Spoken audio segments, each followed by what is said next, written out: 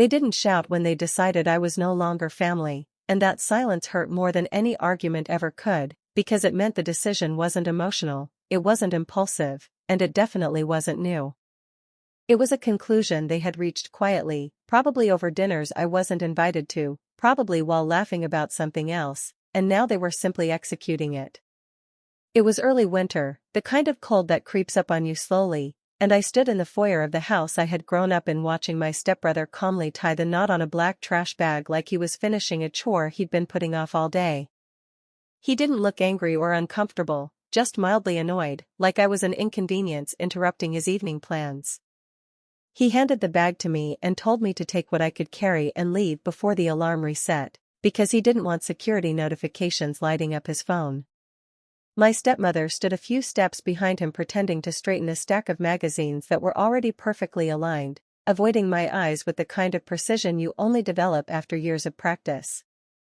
That was the moment something locked into place inside me with terrifying clarity. This wasn't a fight. This wasn't even rejection. This was administration. I was a loose end being cleaned up. I walked out with that trash bag cutting into my fingers, my phone at 8%, $42 in my bank account, and the slow realization that the word family had conditions I was never allowed to read. I didn't know where to go, so I walked, because walking delayed the truth, and every house I passed glowed with warm yellow light that felt almost cruel, like the world was putting on a performance just to remind me I no longer had a seat.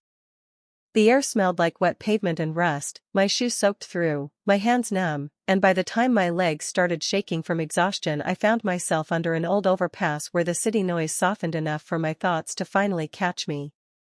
I sat on the cold concrete, pulled my jacket tight, and let the weight of it hit me, not anger, not sadness, but disbelief, the hollow kind that asks how people who once tucked you in at night can erase you so cleanly. That's when I noticed I wasn't alone. A few feet away sat an elderly man hunched forward, hands shaking so badly he couldn't light the cigarette slipping between his fingers. He had no coat, his shoes were split open at the seams, and his breath came out in short painful clouds. He glanced at me and asked if I had a light, then immediately apologized for bothering me, as if asking for help was already too much. Something cracked open inside my chest because even stripped of comfort, even freezing, he still worried about being polite.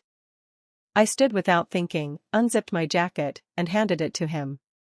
He stared at it like I'd offered him something sacred and tried to push it back, telling me I needed it more. I told him I'd already lost everything else, so one more thing didn't matter.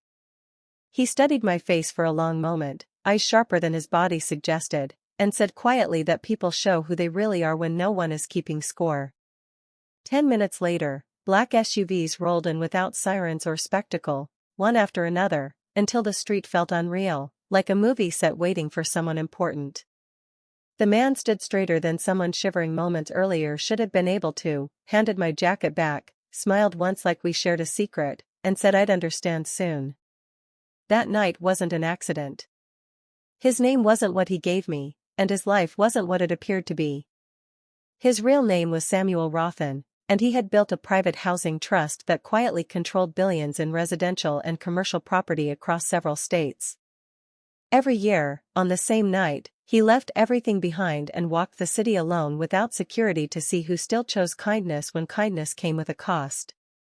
Most years, people walked past him like he was invisible, and he never blamed them. Survival makes people blind. This year, he didn't go home disappointed. He offered me a room, a job, and a warning that stuck deeper than the opportunity itself. He told me that power doesn't change people, it reveals them, and that the people who hurt me would return the moment I became useful. The year that followed dismantled me and rebuilt me piece by piece. I learned how money actually moves, not the fantasy version sold online, but the ugly machinery behind leverage, influence, and control.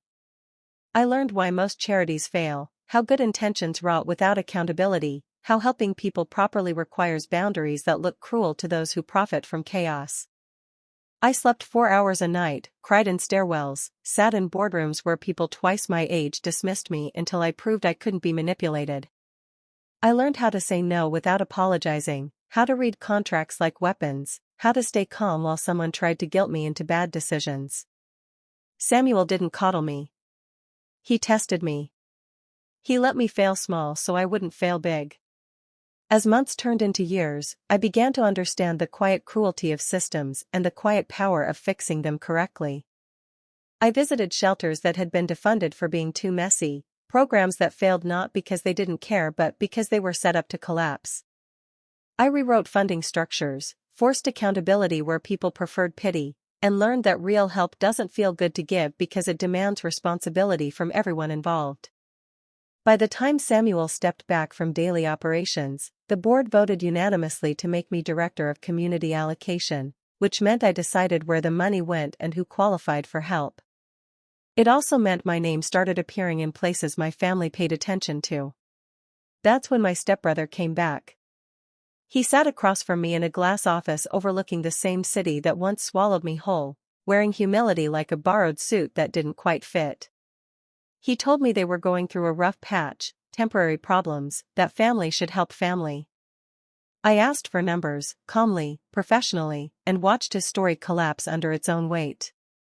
Failed investments, maxed out credit cards, a house they couldn't afford without me, years of arrogance disguised as confidence.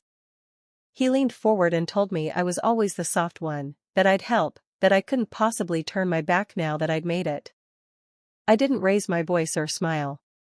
I slid 3 pamphlets across the table: financial counseling, job placement, emergency housing with a wait list, and told him this was exactly what we offered strangers who lost everything. He stared at me like I'd slapped him and asked if that was really it. I said yes. He tried to shame me online after that, cried on camera, played the victim, told the world how his heartless sibling refused to help family. What he didn't count on was memory. Old stories resurfaced, screenshots appeared, people who watched me disappear spoke up, and his narrative collapsed without me saying a single word. Silence backed by truth does the loudest damage. Sponsors pulled away. Friends disappeared. The house they once threw me out of was sold quietly months later. Years after that first night under the overpass, I stood in front of a building that rose where abandoned lots once sat, a housing campus designed to give people stability instead of sympathy. This was the same side of town where I once learned how invisible a person can become. When I spoke at the opening, I didn't name names or reopen wounds. I said people aren't disposable, they're just treated that way by those afraid of losing control. I said help should never depend on who you know or how well you perform gratitude. I said everyone deserves a door that opens at the end of the night. After the applause faded, a little girl handed me a paper bracelet she'd made and thanked me for helping her mom, and I wore it the rest of the day. That was the moment I finally understood what real revenge looks like. It isn't loud. It isn't cruel. It doesn't need witnesses. Real revenge is living so fully and so truthfully that the people who try to erase you are forced to watch the world recognize your value without them. It's refusing to rescue the people who taught you how to drown and choosing instead to build boats for those who never had one. It's understanding that kindness doesn't make you weak, it makes you dangerous to the wrong people, because once you learn how to give without losing yourself, no one can control you again. And if you're listening to this feeling invisible, abandoned, or discarded, remember this: being thrown away doesn't mean you were worthless, it means someone else chose convenience over responsibility, and one day, if you choose right when no one is watching, you might become the person who decides who gets saved next.